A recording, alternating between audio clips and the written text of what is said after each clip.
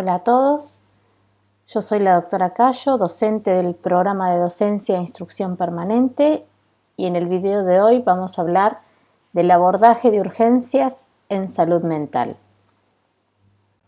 Como consideraciones iniciales, vamos a remarcar que es un motivo de consulta frecuente en el ámbito de la urgencia, con una presentación clínica heterogénea y un entorno socioambiental variable.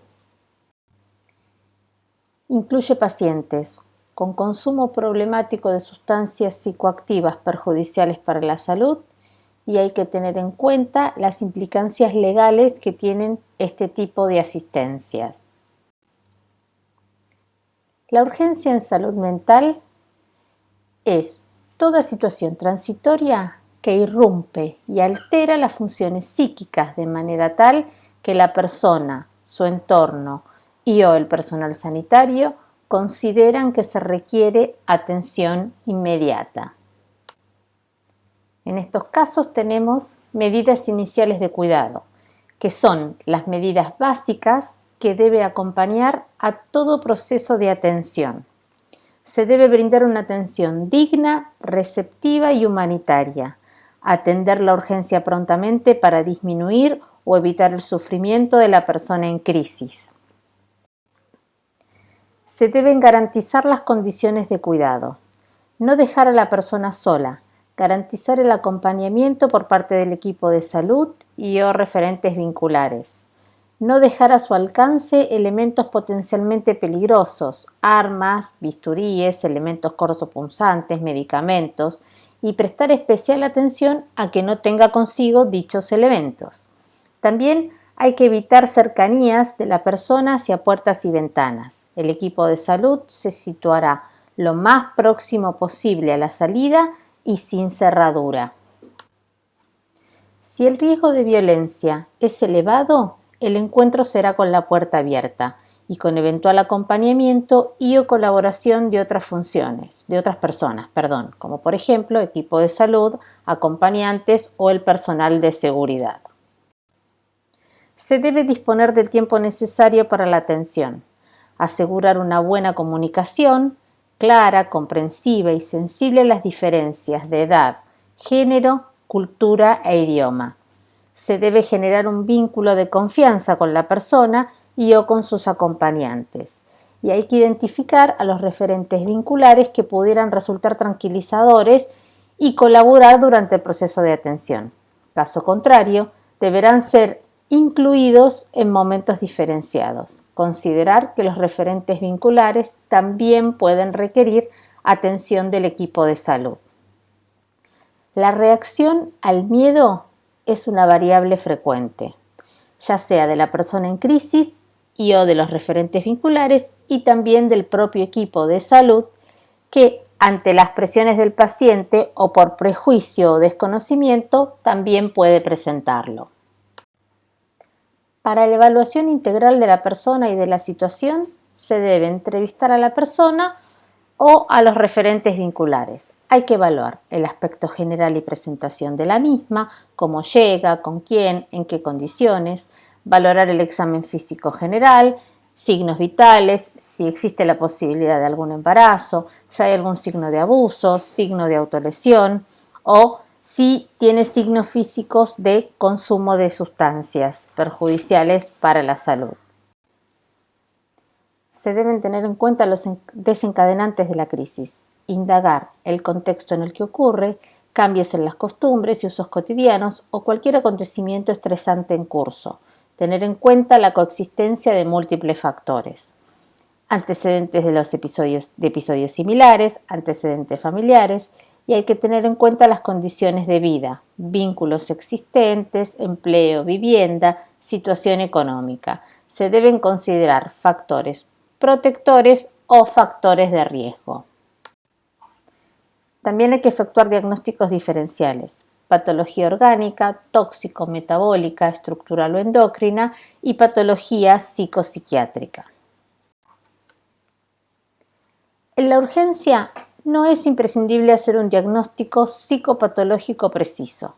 Se debe realizar una valoración clínica global de la crisis que permita actuar con eficacia y con prudencia.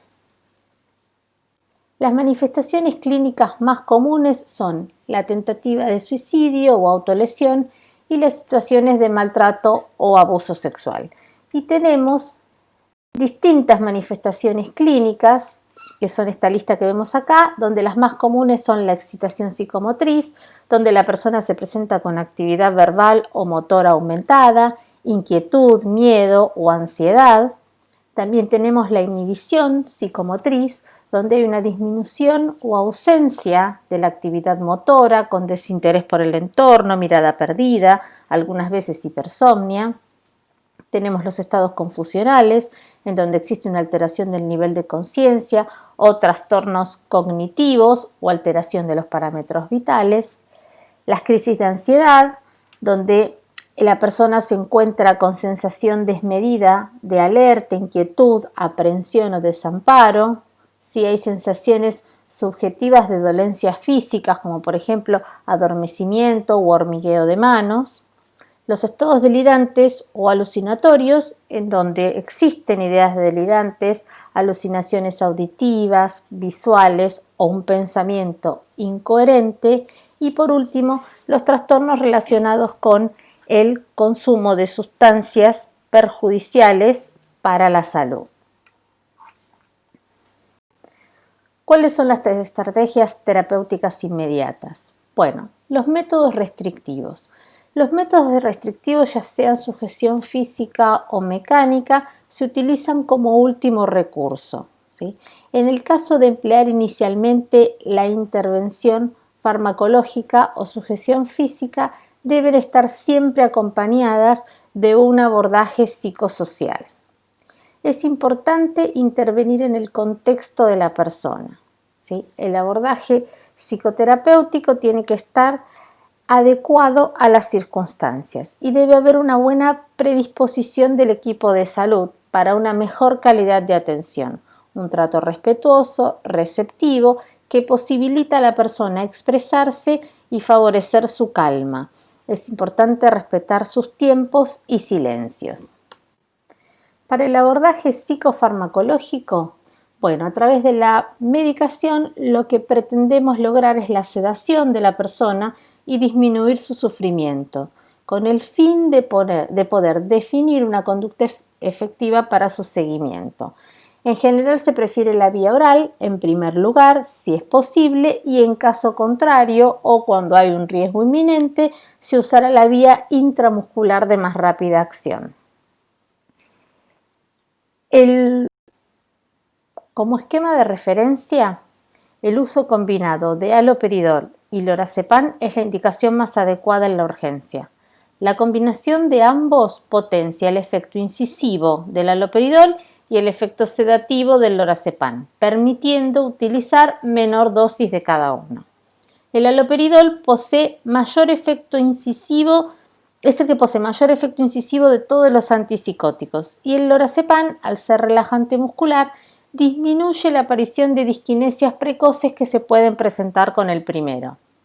No es aconsejable el uso de antipsicóticos típicos sedativos como la clorpromacina, Ampliactil, leomepromacina, Onosinam y prometacina, Fenergan, por ser bloqueantes alfa-adrenérgicos, pudiendo generar efectos contraproducentes, como por ejemplo hipotensión o arritmias, sobre todo en personas con antecedentes cardiovasculares. En caso de no contar con haloperidol, se puede reemplazar por antipsicóticos típicos, el suclopetixol, o atípicos como la risperidona o olanzapina. Y en caso de no contar con lorazepam, se debe reemplazar por clonazepam sublingual u oral o por diazepam. Las estratégicas terapéuticas inmediatas son la sujeción mecánica, el protocolo de actuación, tomar las precauciones y examinar posibles complicaciones. Se recurrirá a esta medida únicamente cuando haya sido imposible resolver la crisis por medio de la intervención verbal o el uso de psicofármacos, ¿sí? Considerando la persistencia de un riesgo cierto e inminente. Tener en cuenta que al ser una medida restrictiva, Su utilización está fundamentada en el cuidado de la salud y enmarcada dentro del enfoque de derechos. Es un procedimiento que permite limitar los movimientos de la persona agitada mediante sistemas de inmovilización física, evitando un posible daño para la persona en crisis y también para su entorno. Las recomendaciones presentadas pueden requerir diversos grados de complejidad. Es importante eliminar objetos peligrosos próximos, tener un espacio físico adecuado y el personal necesario para la coordinación del equipo. De ser posible, se debe contar con la ayuda de 4 o 5 personas, una por cada extremidad y otra para el control de la cabeza. Es recomendable que alguien coordine esta intervención.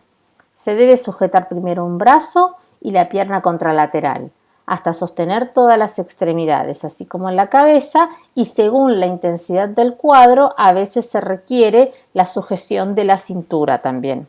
Se debe colocar la cabeza ligeramente incorporada para evitar aspiraciones y evitar la opresión del cuello y el abdomen.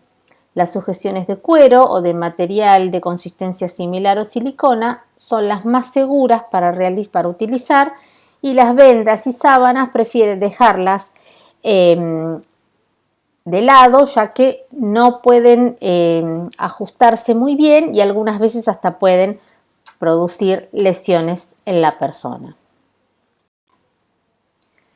Durante el proceso de sujeción mecánica, la persona deberá ser evaluada y acompañada en forma permanente, controlando sus signos vitales, hidratación, vía aérea, higiene y necesidades básicas. Y es importante aflojar y rotar periódicamente las ataduras para evitar lesiones. El plan de tratamiento posterior a la crisis se basará en un plan personalizado, elaborado por el equipo interdisciplinario, consensuado con la persona y su entorno, revisado periódicamente, modificado llegado el caso y aplicado por el personal profesional calificado. La persona requiere continuidad en el seguimiento hasta el alta, siendo esta última, al igual que la externación y los permisos de salida, facultad del equipo de salud que no requiere autorización del Poder Judicial. El tratamiento ambulatorio posterior incluye la atención, rehabilitación y reinserción social. Consideraciones respecto a la internación. La internación es considerada como un recurso más dentro de la estrategia terapéutica. Debe ser de carácter transitorio, lo más breve posible y con el fin de cuidar a la persona y facilitar la reorganización de los aspectos de su vida. Está indicada cuando aporte mayores beneficios que el resto de las intervenciones realizables en su entorno y puede ser voluntaria o involuntaria. La internación voluntaria se trata de una decisión libre de la persona junto con el equipo tratante y no requiere intervención policial. Se hace una evaluación, un diagnóstico interdisciplinario, se buscan datos disponibles acerca de la identidad y entorno familiar y la persona internada con su consentimiento podrá decidir retirarse en cualquier momento, así como el equipo tratante otorgar el alta. Si han transcurrido más de 60 días de la internación, desde el inicio de la misma, corresponde notificar al órgano de revisión y al juez de la localidad, quien deberá evaluar en el plazo de 5 días si la internación seguirá teniendo carácter voluntario o si la misma va a considerarse involuntaria. Con respecto a la internación involuntaria, en tanto recurso terapéutico excepcional en el cual no presta la persona su consentimiento, se requiere la intervención del Poder Judicial de inmediato. Por ello, debe notificarse la internación dentro de las 10 horas posteriores al ingreso al juez de la localidad y al órgano de revisión. Dentro de las 48 horas del ingreso, deberá remitirse al juez y al órgano de revisión el dictamen profesional del servicio asistencial que realice la internación, evaluación, diagnóstico interdisciplinario, búsqueda de los datos acerca de la identidad y entorno familiar.